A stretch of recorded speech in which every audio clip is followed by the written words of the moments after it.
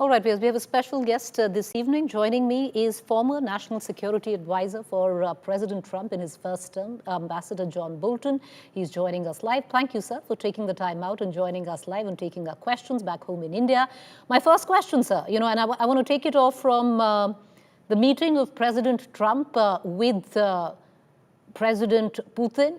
Now, President Trump, Mr. Bolton, laid out, if one can call the red carpet, welcomed Putin in Alaska, a military flyover, a ride in the presidential limousine, completely courted Putin, possibly ending his international isolation. According to you, Ambassador, did Putin clearly have the upper hand? Something which has been criticized by Trump, of your opinion.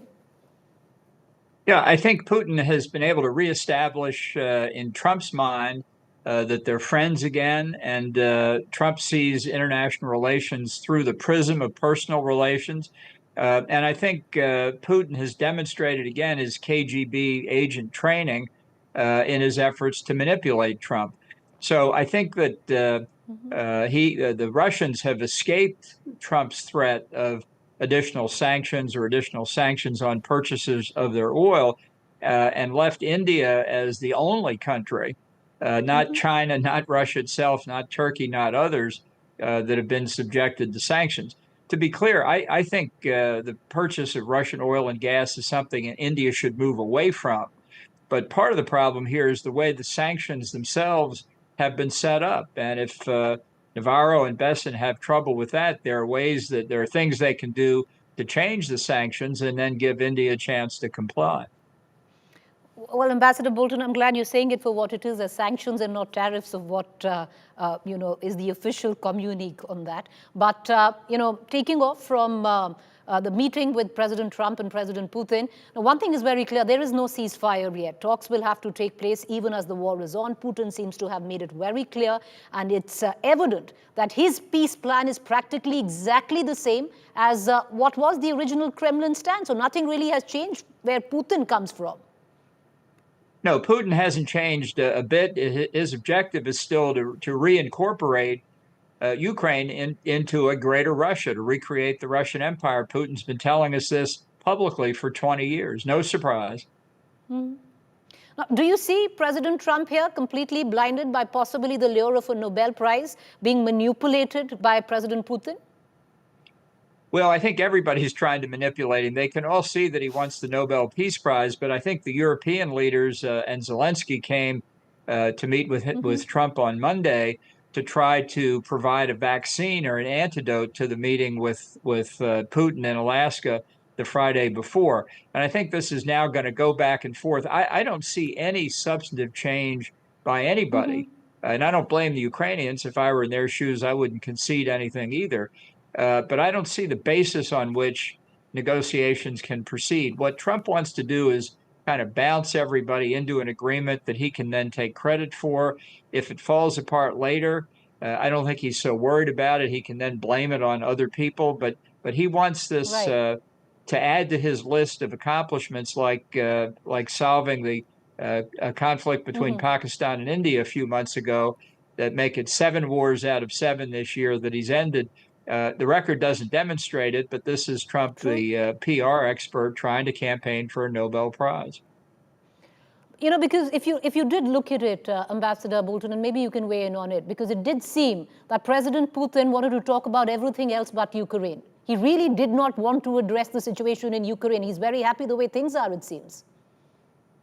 Well, I think he is, but what he proposed to Trump by many reported sources is he demanded the cession by Ukraine of about 1/3 of the Donetsk province, a big part of the province that the Russians haven't been able to conquer, which I think Putin knows is unacceptable to Zelensky and the Ukrainians. So he's trying to put them in the position of being the party that obstructed Trump's peace efforts. You're quite right that he really wants to talk about the bigger picture, the overall relationship with the United States, because he thinks that puts himself in a better frame in Trump's view. Right. But Ambassador Bolton, because where ceding of any land is concerned, it would require a referendum back in Ukraine. Politically, at least right now, it could be impossible. Or do you think it's a different play field? No, I think the Zelensky government would be in real trouble if it gave up any substantial portion of Ukrainian land, even in just a ceasefire. Not talking about sovereignty Hmm. questions here, at least in the near term, but just what happens in an interim ceasefire or truce while negotiations go on. I think Zelensky would be hard pressed to give up anything. It's true that polls in Ukraine show a very, very large percentage of people want to have peace. Why wouldn't they after 3.5 years of attacks on their civilian population by the Russians? But equally high numbers show that they don't think that Russia's aggression should be Hmm. rewarded. Um, Ambassador Bolton, European leaders that we saw sought security guarantees for Ukraine very similar to Article 5 of the NATO treaty, which would mean any attack on Ukraine will invite retaliation from NATO countries. However, you have President Trump that's clarified in an interview that it cannot be NATO. Trump has added that US troops won't be stationed in Ukraine. Has he once again, somewhere down the line, thrown Europe under the bus? Well, I think it has been his position and reaffirmed this week as well that he doesn't want American boots on the ground in Ukraine. It would have to be Europeans. And although there was some talk of American air power, it's very unclear whether Trump means American combat aircraft or American cargo aircraft to carry in supplies for Right. whatever European may be on the ground. This is all very unclear. And it Hmm. shows why, despite all the diplomatic effort, all the pomp and circumstance on the substantive questions of how a truce or a final agreement would look like, they're just nowhere near it. Ambassador, I was reading your opinion piece after the Alaska summit. You seem to have argued that Ukraine needs now firm assurances of continued US and European military aid. Trump has since said security guarantees would come from Europe in coordination with the US, ruling out ground troops but leaving open the option of air support. Do you believe this approach can realistically work, or do you think it's a far cry? Well, I don't think Trump is fully aware of exactly what he's promising. I mean, he has said on the positive side that we would continue to sell equipment, weapons, ammunition, and the like to Europeans who could then pass it on to Ukraine. But this Hmm. is hardly the kind of role that I think it's appropriate and important for America to play to help Ukraine on the Right. strategic side so that they can put themselves in a better negotiating position. And I Um, just don't think Trump's thinking through the specifics. But Trump is known, Ambassador, for his transactional diplomacy, especially in the recent past. Ukraine has offered now to buy arms worth $90 billion. Will that sway him? Yeah, I think he's very happy about that, but I think he recognizes that he still hasn't brought the two parties closer together. And in fact, this morning in Moscow, Russian Foreign Minister Sergei Lavrov was quoted as saying that Russians are not going to accept any security guarantees or forces in Ukraine that they haven't participated in helping to shape. Now, that's a pretty outrageous demand, but I think it also shows once more that the Russian position is just as firm as it was before last Friday.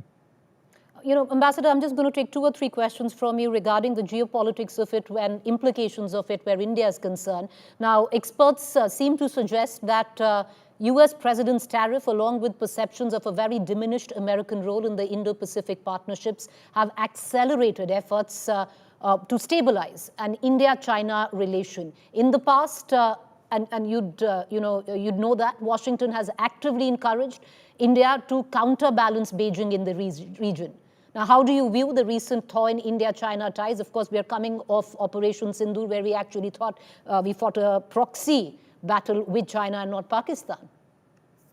Yeah, look, I think the reaction in India to grow closer to China and Russia is very unfortunate, and that's why this question of the sanctions against India alone, not Russia, not China, not others, pose more problems than they solve. I think you have to look at the long term here, and that is that China is the principal threat in both East and South Asia, and its increasing axis with Russia puts Russia increasingly on China's side. I think that's the strategic future, and I think that's what India should be focused on. But the hypocrisy of America has put India in a situation where, China continues to buy oil from Russia, but we face tariffs in the form of sanctions. The question I'd like to ask you is, Ambassador, with Trump now imposing sanctions, we'll call it steep tariffs on India, the US-India relation is practically at an all-time low. You previously had called 50% tariff against India a mistake in the bilateral relationship. Can there be a reset in India-US ties? Well, I think this is a Trump mistake. It's shooting ourselves in the foot, and I think that has to be taken into account. This was no decision endorsed by the U.S. Congress or overwhelmingly by the people. This is part of Trump's effort to win the Nobel Peace Prize, and it's I understand the reaction in India. I do, but again, I think you have to grit your teeth and look longer term here at what I think is the best interest of both countries in the future, to have a closer relationship, to worry about the threat that China poses. Ambassador, my final question, while India-US ties are under strain, clearly, there seems to be, which has made us rather uncomfortable, an increasing bonhomie between US and Pakistan. Now, how do you view the US-Pakistan ties right now, and what could be the future geopolitical dynamics of that concerning India? Well, I think, again, this perhaps stems from the controversy over the terrorist attack in Kashmir, and Trump taking credit for resolving and lowering tensions between Pakistan and India. I think a lot of people around the world were concerned about it. I think, obviously, as in the case in 2019 in the terrorist attack in Kashmir, where I participated, these were decisions primarily made by India and Pakistan in their own good judgment.